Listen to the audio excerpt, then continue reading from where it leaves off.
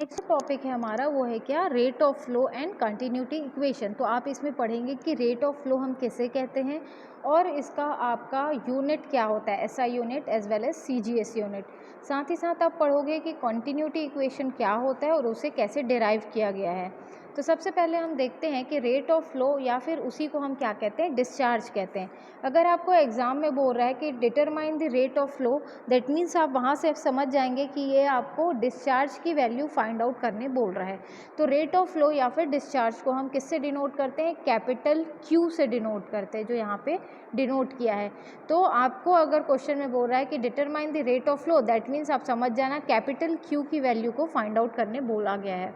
तो ये इसमें बोलता है it is defined as a quantity of a fluid flowing per second through a section of a pipe or a channel for an incompressible fluid or liquid. The rate of flow or discharge is expressed as the volume of fluid flowing across the section per second. For compressible fluids, the rate of flow is usually expressed as the weight of fluid flowing across the section. आपको केवल ये याद रखना है कि Q क्या होता है आपका, Q discharge is equals to आपका होता है एरिया इनटू वेलोसिटी। ये होता है आपका डिस्चार्ज का इक्वेशन।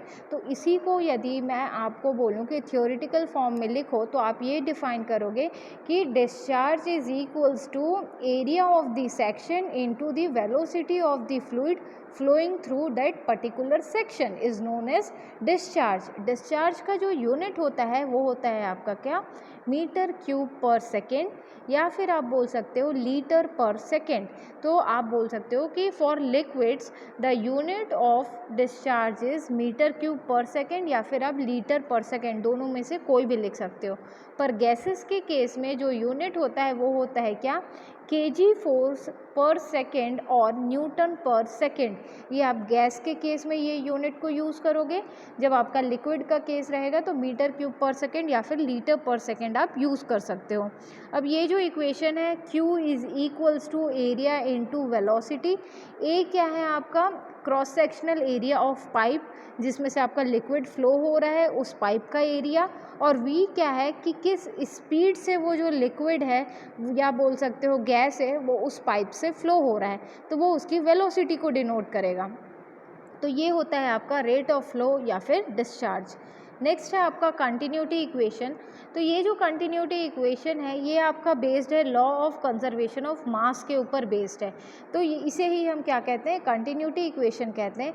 ये बोलता है कि मान के चलो आपके पास एक पाइप है और ये जो पाइप है इसमें से एक तरफ आप लिक्विड जब डाल रहे हो तो ये डिस्टेंस ट्रैवल करने के बाद ये दूसरी तरफ से बाहर निकल रहा है।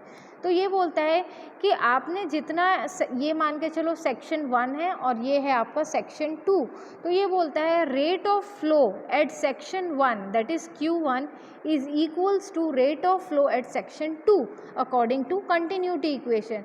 तो इसे ही हम क्या कहते हैं, हमारा कंटिन्यूटी इक्वेशन, जिसमें ये माना गया है कि सेक्शन 1 पे जितना डिस्चार्ज हो रहा है सिमिलर डिस्चार्ज आपके सेक्शन 2 पे भी हो रहा है। तो ये आप डायग्राम से यहाँ पे समझेंगे कि मान के चलो ये एक डायग्राम यहाँ पे ड्रॉ किया है। ये जो डायग्राम है इसमें बता रहा है कि जो भी लिक्विड है या फ्लूइड है, गैस हो सकता है या फिर लिक्विड, तो वो इस डायरेक्शन से फ्लो हो रहा है और ये सेकेंड डायरेक्शन से बाहर निकल रहा है। तो जिस डायरेक्शन से वो अंदर जा रहा है वो आपका सेक्शन 1 है और जहाँ से वो बाहर निकल रहा है वो आपका सेक्शन 2 है। तो ये बोल रहा है यहाँ पे डिनोट किया है वही कि मान के चलो ये जो आपका पाइप था, ये सेक्शन 1 और ये सेक्शन 2, तो ये जो सेक्शन 1 पे जो वेलोसिटी की वैल्यू लग रही है वो है आपका V1। सेक्शन 1 पे जो लिक्विड की डेंसिटी की वैल्यू है वो क्या है आपकी ρ1, और सेक्शन 1 पे जो एरिया है वो है आपका A1।